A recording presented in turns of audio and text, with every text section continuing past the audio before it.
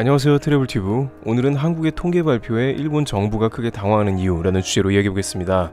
한국 산자부와 무역협회의 통계 발표에 일본 정부가 놀랄만한 수치가 나와서 관심을 끌고 있습니다. 그런데 이러한 현재의 흐름에 일본 관계부처에서는 한국을 황당하게 하는 주장을 하고 있다는데 그 부분은 뒷부분에서 살펴보도록 하겠습니다.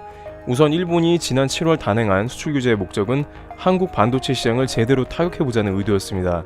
그러나 발표된 통계를 보면 정반대라고 나옵니다. 생산 물량과 수출 물량이 역대 최대를 기록한 것으로 최대 호황을 누린 작년보다 물량은 더 늘어난 것입니다.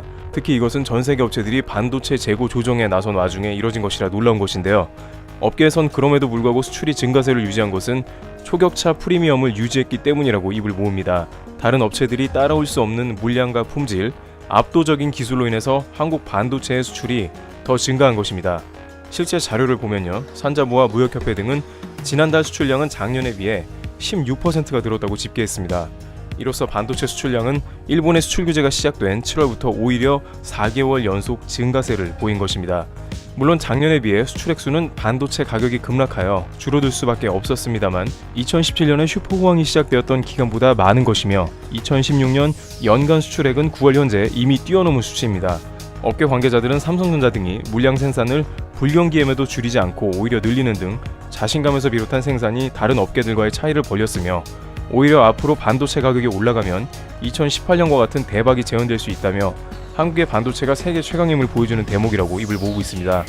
물론 일본의 수출 규제로 인한 긴장감으로 인해서 많은 업체들이 물량을 확보하면서 좀 더 많은 주문으로 이어진 것도 주요 영향이었습니다만 이 상황에 주문이 몰린 것은 한국 반도체 외에는 대체가 어렵다는 점도 불황기의 결정적인 경쟁력이라는 것입니다.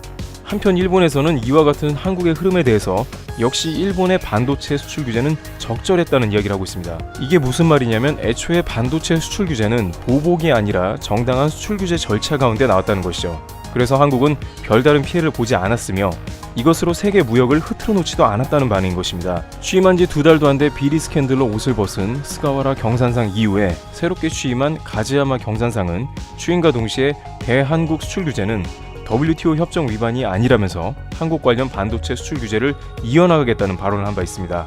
한국이 WTO에 제소를 하자 한국엔 손해가 없다며 적반하장격으로 나오는 것입니다. 애초에 수출 규제가 한국 경제에 막대한 영향을 주기 위한 공세이며 보복이라는 것이 자명함에도 불구하고 막상 한국 반도체가 오히려 잘 버티며 불황에도 생산량 및 출하량이 늘어나자 당황하면서도 그 와중에 한국의 WTO 제소의 부당성을 알리는데 주력하고 있는 것입니다. 그러나 미국의 반도체 식각 장비업체 1위인 램 리서치에서는 향후 10년 이상은 한국의 반도체 독주가 확실하다 했고 삼성전자는 투자를 공격적으로 늘리는 등 오히려 불황의 진짜 실력을 보여주면서 다시 다가올 슈퍼 호황기를 위해 각 업체에서는 바쁜 움직임을 보이고 있다는 소식입니다. 트래블튜브 여기서 마치겠습니다. 감사합니다.